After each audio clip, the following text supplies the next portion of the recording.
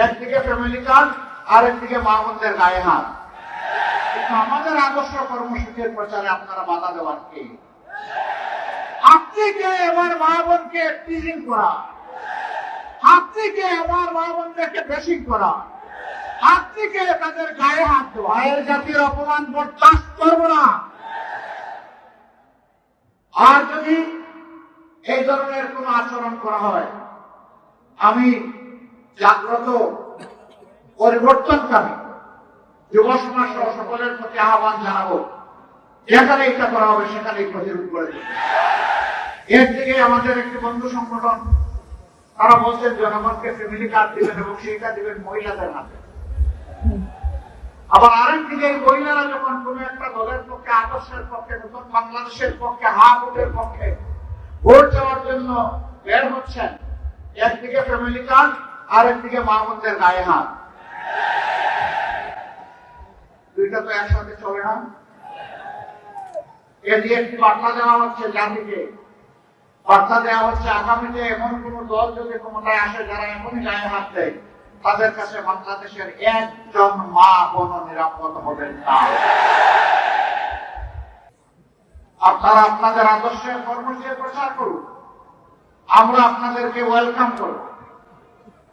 কিন্তু আমাদের আদর্শ কর্মসূচির প্রচারে আপনারা বাধা দেওয়ার কে? আপনি বাধা দিতে পারেন না।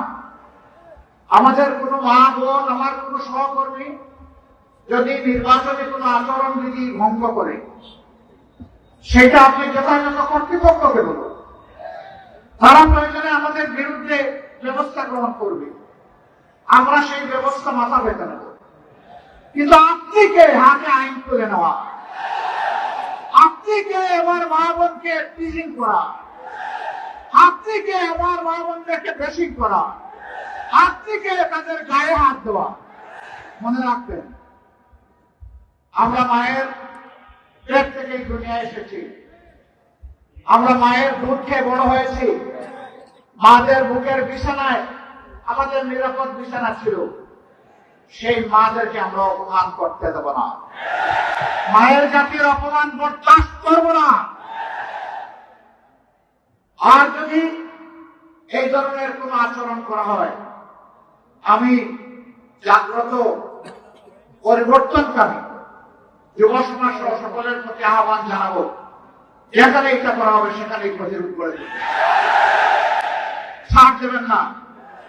গায়ে পড়ে পায়ে পাড়া দিয়ে আমরা কারো সাথে কোনো দাঙ্গা বাজাতে চাই না, কিন্তু আমার ইজ্জত আর অধিকারের উপর হাত দিলে আমরা ছেড়ে দেব না।